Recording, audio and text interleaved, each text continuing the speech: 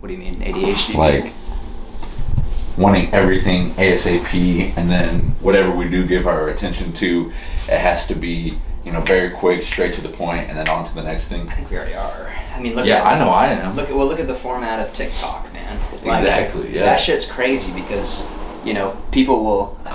Brandon's water in there. I was like, what the fuck? Yeah, but people will literally like sit there on their phone for, you know, hours on end watching 15-second TikTok videos. And it's great because you don't even have to touch it. It does it for you, and then it just swipes up to the next video. Auto plays. Yep, same thing.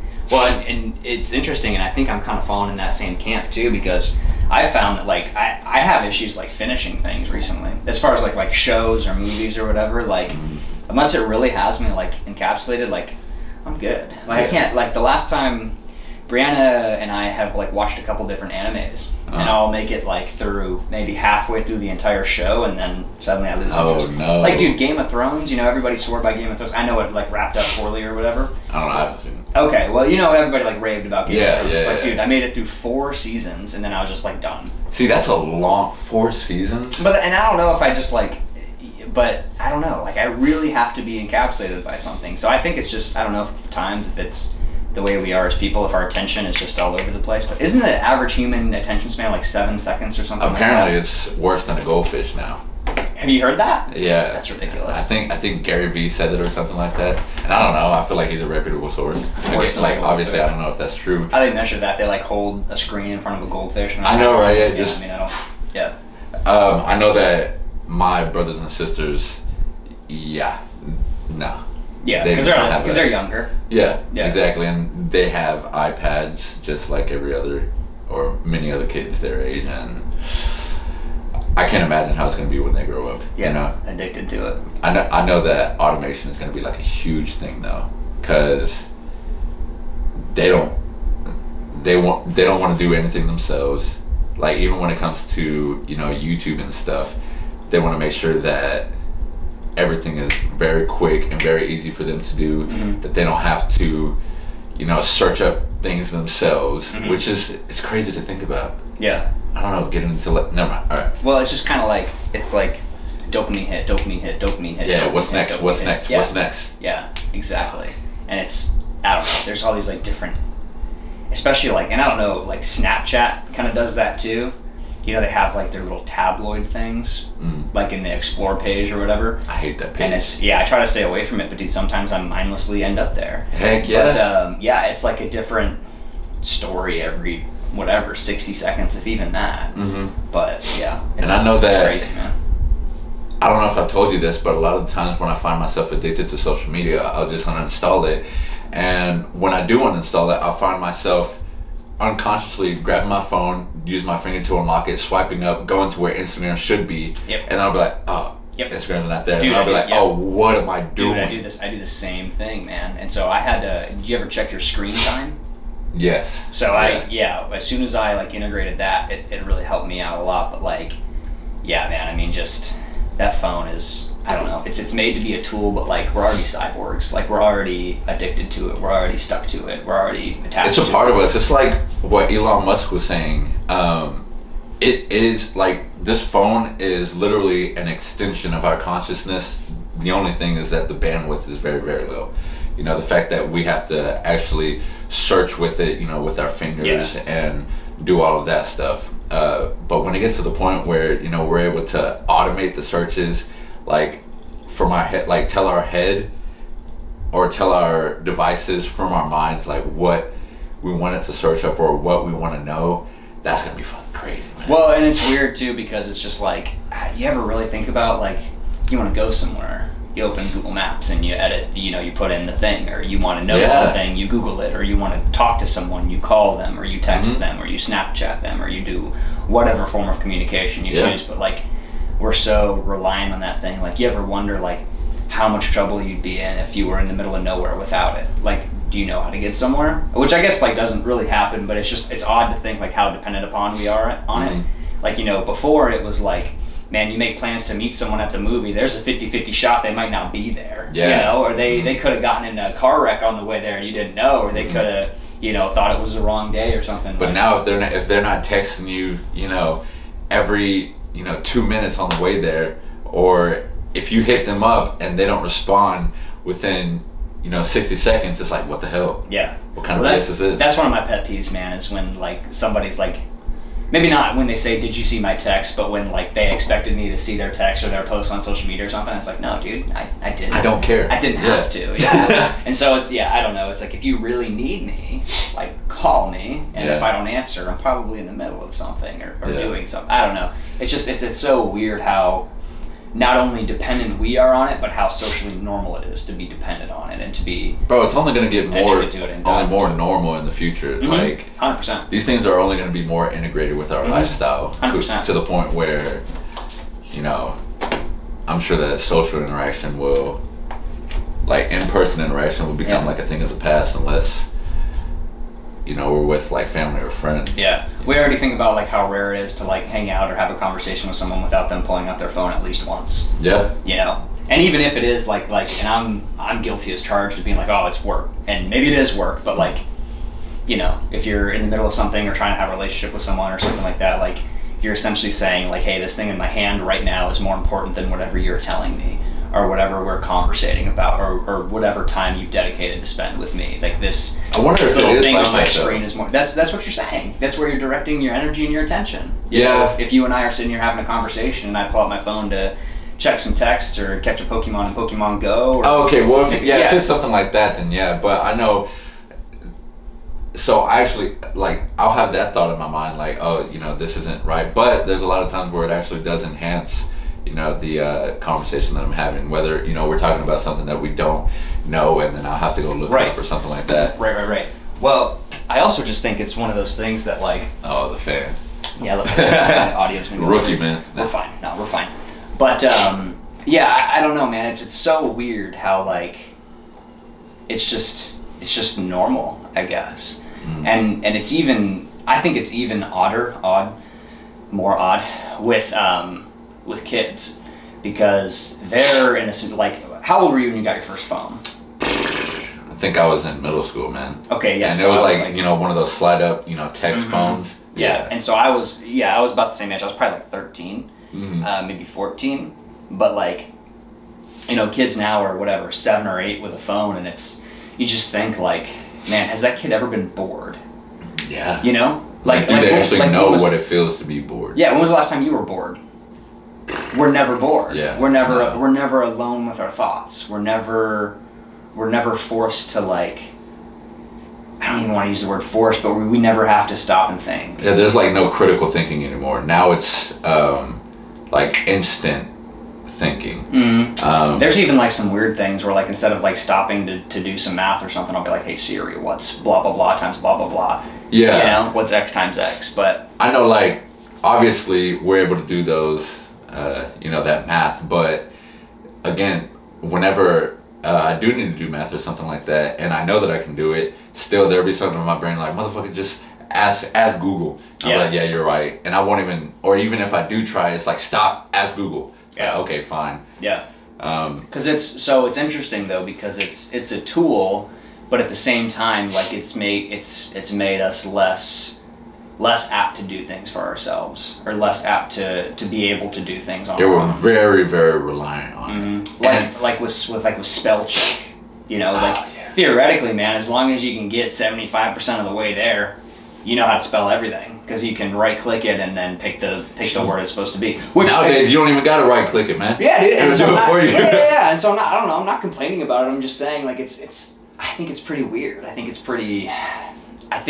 kind of one of those things that it's like, how humans are essentially weaker and less fit than they've ever been because of how society is, and because we have like food readily available. Yeah, I don't think those are bad things, but it is, like, it's a truth in that we're weaker than we've ever been. So I kind of think with social media, or not with social media, but with technology like the phone and that, I think we're going to a place where, like, I don't want to say we're not, like, I'm not going to say we're dumber than we've ever been, but maybe, like, our social skills are worse than they've ever been. Maybe, like, our ability to problem solve is worse than it's ever been. Like, I wonder about that though, because I know that, like, personally, I love being integrated with devices. I'm actually trying to do it more and more and more, and like learn more softwares to integrate with my life. because I think it just improves it. And not only that, the fact that, you know, we're on this projection to just be more integrated with it. Yeah. Why not, you know, learn more of it? But one thing that I've started to notice is I'm very, very good at learning now. Yeah. And with learning, I'm very, very good at problem solving. Now. Like, I feel like from learning these technologies and figuring them out, I've become like an insane problem solver. And even if I have no idea what it is that I'm trying to solve, I'll figure out a way to solve it. Sure. You know? Yeah. And I do it faster and faster and faster now. And that's from, you know, not knowing. Yeah. That's weird. Well, and I'm not disagreeing with you, and I'm not saying like technology is bad or whatever, but it's just like, it makes me stop and think, you know? Because I think the part that bothers me the most is just socially, like more than anything. Like if you don't know where you are, like that's fine. Like if you want to Google something, like of course. But just the part that definitely bothers me the most is the social capability. Yeah. And it's normal because I do it probably just as much as the next guy, you know, like pulling out the phone and not even thinking about it. Or like you said, like, you ever get ghost text messages? Like, do you ever think you have a notification and you don't? Whenever I have my phone in like bedtime mode or something like that, I'll feel like something vibrate, and I'll be like, oh, that's my phone, and I'll instinctually grab it and nothing's there. Yep. And that is freaky. Yep. Yeah, and like sometimes, like I set my phone on airplane mode at night, and sometimes like in the middle of the night if I get up to pee or something, like I'll think like to check a text if I have a text or a missed call or anything, but it's like it's on airplane mode, I don't know anyways. Yeah. But it's just like, it's in your instinct, it's in your gut to check that thing. And I'm really curious about this. You know how I said that, you know, it vibrated and there's nothing there? I wonder if, you know, these companies are studying our instinctual habits, and maybe they do send out, you know, vibrates, and they get those analytics of like, oh, are they picking up the phone? Yeah. Okay, so how can we utilize, you know, this habit, and you know, how can we make money off of it, and you know, stuff like that, get more data. That's crazy to think about. Sure. Well, and that's in the same realm as like, have you ever had one of those scenarios where like you're talking about something with someone and then suddenly you have an advertisement for that thing? Oh yeah, me and my mom talk about it all the time. Yeah. It's scary, it's super convenient, but yeah.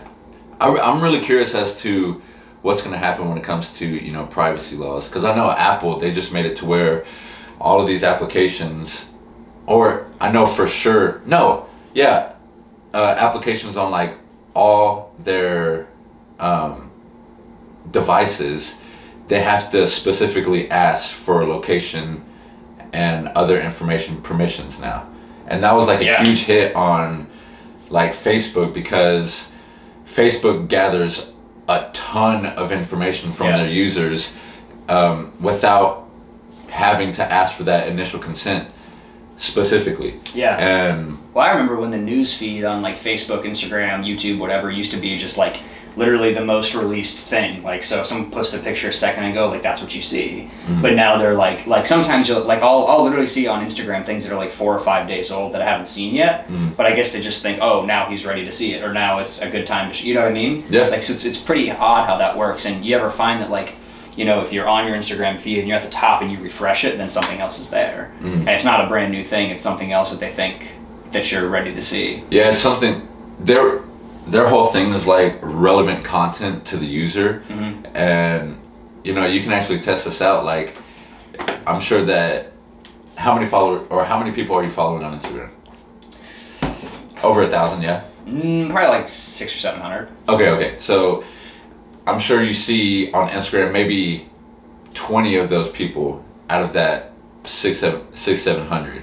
Yeah. But if you go in and you click on one of those people that you've never seen in, you know, months, they're gonna start showing up in your feed, because now, you know, their platform says, oh, okay, so that's relevant to them now, so let's start showing their content. Or if you're going on, one thing is like the Instagram Explore page. If you're on the Instagram Explore page and you start clicking on content that's similar, that's all you're gonna see. Like on my Explore page, all I see is boxing. Really? That's all I see. And I follow 2 boxers. That's really? it. I follow hundreds of powerlifters, and way more art accounts. Yeah. But on my explorers page, all I see is boxers. On my actual like feed page, all I see is powerlifters. Yeah. So, and none of that art shit. Yeah. One of my clients was telling me that as soon as he followed me on Instagram, all he sees is fitness stuff now. Mm-hmm. Like, that's it. And so it's super weird because it's like, it just took following that one page and like, oh, we think you're like this, we think you're like this. And then as you interact with that stuff more, like it just reinforces it, you know? Because like, let's say, you know, you follow me and then you go see a video of Noel, you know, that the guy who's like making the big up and coming thing in the fitness space. Oh, Noel Diesel, Daddy Noel, you haven't heard of this guy? Okay, anyways, he just... Daddy Noel? Yeah, that's what people call him, yeah. But he makes pretty good fitness content, honestly. But, you know, suddenly you're seeing him and then you're seeing all these other, like, people and you like that and then you're seeing more and then you like that and you're seeing more of the same thing. And so it's really interesting. Yeah, they're trying to, like, get in our minds and see, you know, what we like, see what appeals to us and, you know, just provide that. Well, and it's the currency of attention, right? Yeah. So they're trying to hold your attention as long as they can. Which, I don't know, man, like... I don't want to say the more we let them do that, but the more we're open to that, the less we have attention for interpersonal relationships, self-development, you know, things you actually enjoy. Like, personally, man, like, I even think it's more productive to go play video games than to scroll on social media or something, because at least when you're playing video games, like, you're enjoying that. Yeah. You know, does that make sense? Like, I think, usually, like, if you're scrolling, like, on social media or you're just consuming mindlessly. Or if you get in, like, that YouTube rabbit hole of video after video after video after video, like, the next day you don't even remember what you watched.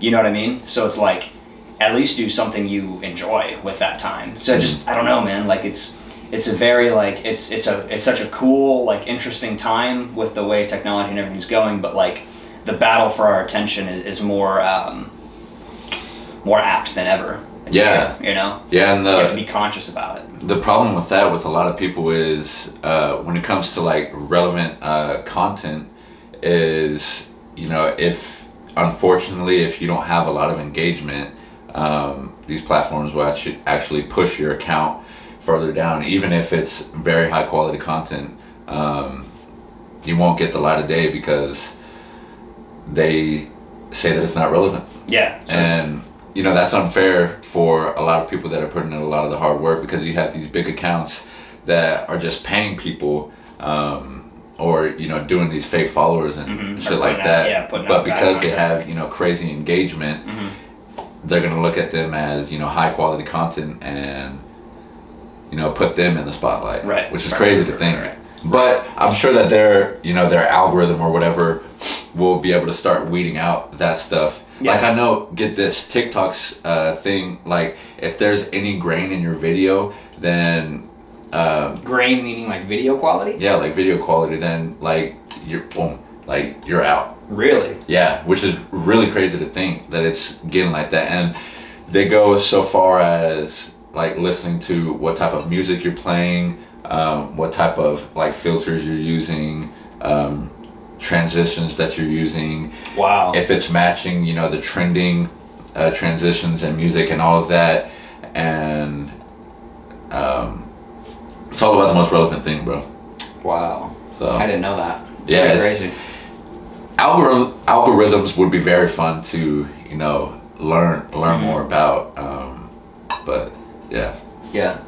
Yeah, it's interesting. Like my buddy Cole, who is a YouTuber, he I'll never forget, like, he always would post his videos like at a very specific time, like when kids got out of school, like with a very specific like title and like a certain word in the title is capitalized, and then like the thumbnail to the video has a certain, like, you know, expression. There's a science behind it, bro. Yeah, and so it's interesting. You don't think about stuff like that, but like, it's interesting because it's all designed to get your attention or to get you to click on it or have some sort of, like, I don't want to use the word clickbait because, like, people will do that, but like you're essentially trying to optimize the amount of times people are going to click on it.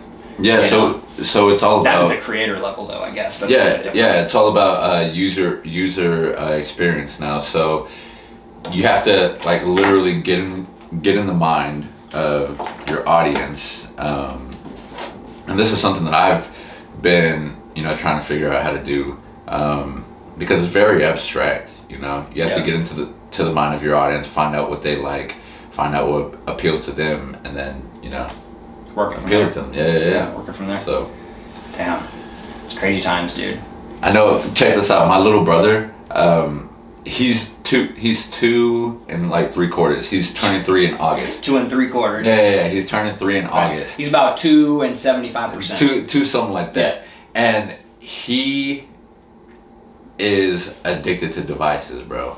Really? Like, he knows how to work his iPad. He has an iPad. He knows how to work his iPad better than my Nana knows how to work her phone. Yeah. Like, 2.5, just sitting there swiping through applications, clicking on stuff, and, you know, up swiping, throwing the application back, going to YouTube, you know, scrolling, clicking. You know, if it's not enjoyable enough, picking his nose. You know what I mean? If it's like, not enjoyable enough, you know, he'll swipe up, you know, go to the next video, boom, click on it. Yeah. Like, he can't, unfortunately, he can't talk or anything right now, but he can. He knows how to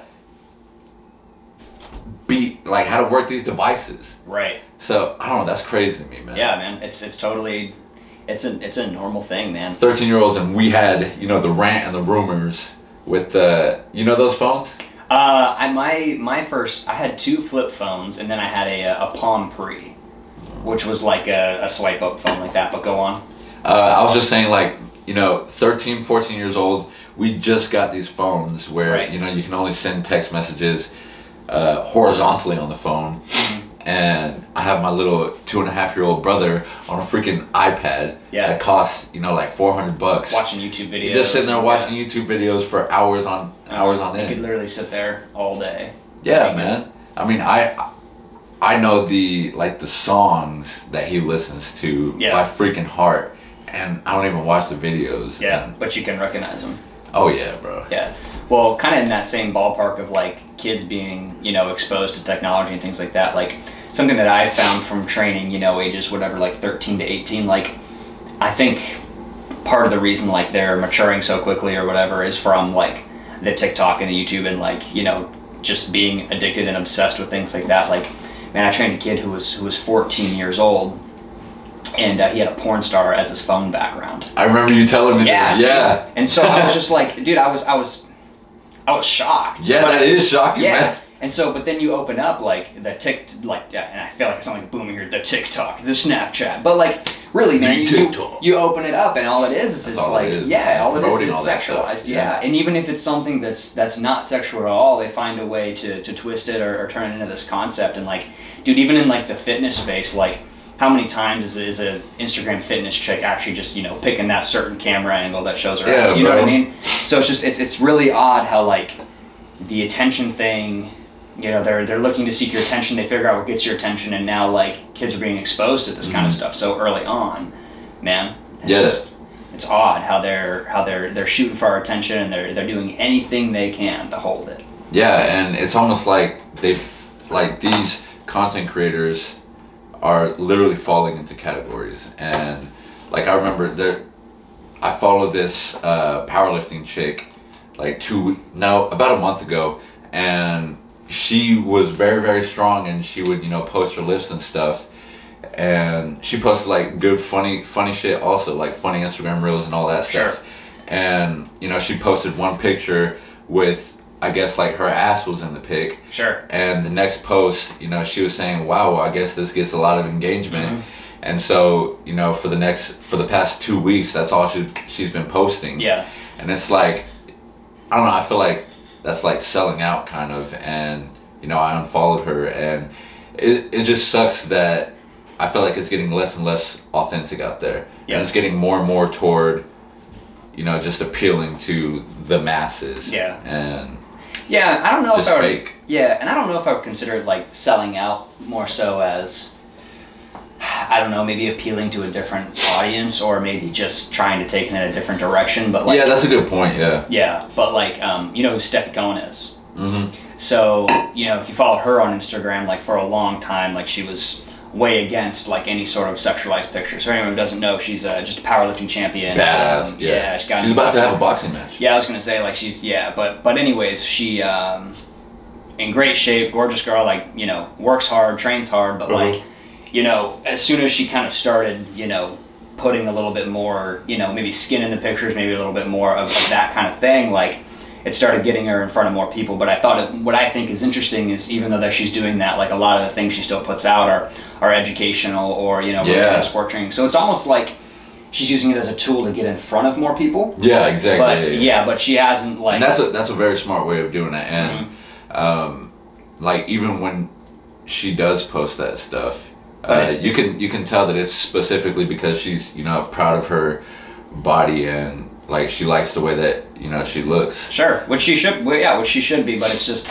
I think it's one of those things that it's like it's trying to walk that line of following trends. Yeah. To stay in front of people while still, you know, putting out optimal content. Like, you know, like I told you, I hate being on TikTok. But it's like, if we want to get in front of people, like, I'm making some TikToks, man. But I like made it like a vow to myself that I'm not gonna scroll on TikTok at all. So I've yet to scroll on TikTok at all. I've just posted to it. See, you know, it's one of those things where it's like, if you wanna be in front of people, if you want to build an audience, like, there's a certain amount of trends you need to follow. Like, I'm shirtless in a lot of Instagram stuff, man. And, you know, call it business, call it what you want, but it's like, you know, I've got to sit here and show you that, like, hey, I know what's going on. You know, like, and it doesn't have to be every picture, it doesn't have to be everything, but it's like, you know, it's almost like a, I don't want to say a rite of passage, but yeah, it's like, you're going to follow the personal trainer that's, you know, 30% body fat and not really moving much, or you're going to follow the guy who's in shape. Practices what he preaches. Sure, 100%. So, you just said that you avoid, like, scrolling through TikTok and stuff. I wonder if the algorithm has something to where, you know, if you're actually interacting with the content, it's beneficial. The reason why I say that is because... Like, beneficial to the growth of... Yeah. Okay. So the reason why I say that is because I really like look through Instagram and comment and all that shit. And I just recently started to, and like over the past couple days, and my following has bumped up like 25 followers. Yeah. Just from doing that. See, but I feel like you've been posting more training content recently. Yeah, but I have, like, over the past couple months, and it's been staying stagnant. Okay. You know, I think like 23, 30, something but like that. Are you literally just liking things, or, I mean, are you commenting on things? Yeah, I started commenting. Yeah, so I think that's like, a little different.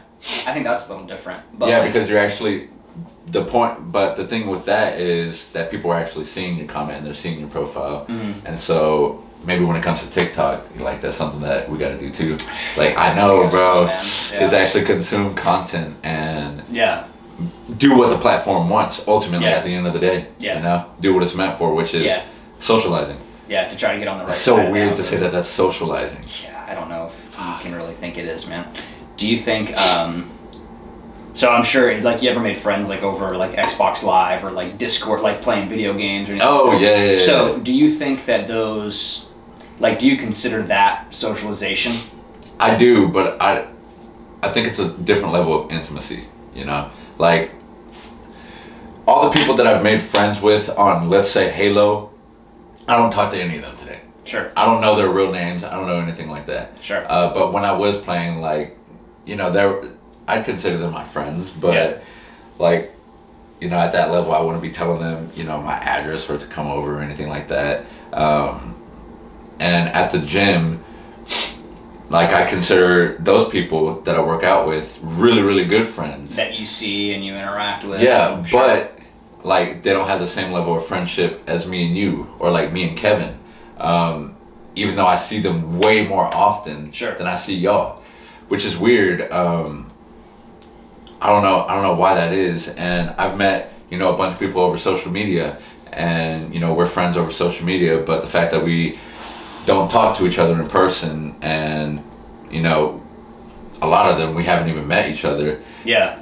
There's not going to be that same connection. Yeah. You know? Yeah, I would say, like, through text and things like Instagram and whatever, like, I don't really think you can, like, really build a relationship like that. Because you don't know, at the end of the day, you don't know them. Yeah, and I do think with, like voice chat and like Halo, and, like, or playing Xbox or Discord. Yeah. Yeah, like, I do think you can build relationships like that. I think Snapchat's different because it's not a constant conversation. Well, like, unless you're doing, like, the face recording and then sending it. That's what I'm saying. I think that's different. Oh, really? Yeah, because I think with that, like, yeah, because you could space your conversation out all day. I mean, I guess, but you're not really like. No, that's true. I agree with I that. That's a huge factor. Yeah, but yeah. But I think you can like build meaningful relationships like online with voice chat and everything. Of course, sleeping. Look at that, she's out. I think you can build relationships like that, but I feel like it's very different, and it's very hard to create the same level of relationship as you would in person. Just as far as like, I don't even want to say social interaction, but just like maybe social cues, like understanding someone, like, things like that. Like, great example, like when COVID started and people were like, doing, what do you call it? Like FaceTime, for work, Zoom meetings. Yes, Zoom meetings. Like, I imagine like a lot of things were missed in communication there. Yeah, a lot of even though you see that person's face, like you can't read their body language, like you can't really maybe truthfully catch what their tone is. You can't see how they're shifting in their chair or something. Like there's a lot of cues like that I think we read in person that we don't necessarily acknowledge or give credit to. But like I'm sure if you're talking to somebody over video games and you're using a lot of like profanity and a lot of maybe you'll be using like jokes that are edgy and all that. Shooting the shit. If you meet them in person, it might not be you'll start testing. Like you'll slowly start testing to see if it's okay to do it in person. See, but something that's interesting about that, and this kind of falls in like the same realm as like people will talk shit online or like like Twitter trolls and stuff like that, like because they don't have to have their real name or their real face. The consequences, yeah. So maybe on the flip side of that, like maybe that's more truthfully who they are. Like unless they're just like starting shit to start shit, but like. Are you talking about when they're like messaging on the platform without the consequences? That's who they are. Yeah, I'm just saying I think you might get a more accurate representation of who someone is without their face and without their name. Maybe not everybody, but I'm just saying like especially like trolls or people who are kind of going out of their way to do stuff like that. It's like. Because at that point, that's a character thing. Yeah. Like that's So it's like if online you're someone, but then in person you're someone else. Which I do think like just shooting the shit and like stuff like that is a little bit different. But like if you're someone who's like super aggressive and angry, like but then that's gonna come out. But then in person you're something very totally different. Exactly. Yeah. It's like no, you are super aggressive and angry. You put up this front of being sweet and blah blah blah blah. Sure. Or on the flip, But I wonder if like there's just different personalities for different situations, because I know when I'm hanging out with certain people, I'm still my true self, but I act completely different. Yeah, I would agree with that. Like you're not who you are hanging out with your buddies at a bar on Friday that you are with, your grandma at church on a Sunday or something. Yeah, exactly. Like with you, I really love having sophisticated conversations. Sure. And then with somebody like Kevin, I don't think I'd enjoy having the same conversations that I do with you. Sure. And with Kevin, we act like crackheads together. Yeah. And when I'm at the weight room, we act, or like my powerlifting buddies, we act like very depressed and little intense, little aggressive and intense, and it's just different. Like I'm the same person in all these situations, but I don't know, like I'm still being authentic, right? But it's just like different situations. I have a different personality. Different situations bring out different things. That's weird to think about. How do we get from technology integrating in our life to social cues? That's right, or socializing. Fuck, man. But I don't know, man. Let's wrap it there. That was good. Real quick.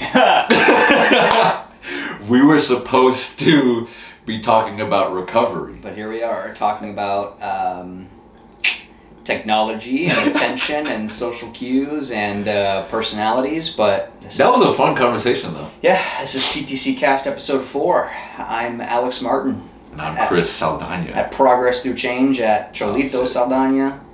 We're here. Let us know if you have any questions or comments. Drop them in the section below. Description. In the comment section. So wonderful. Thank you all for watching. Appreciate it. Thank you. Bye-bye.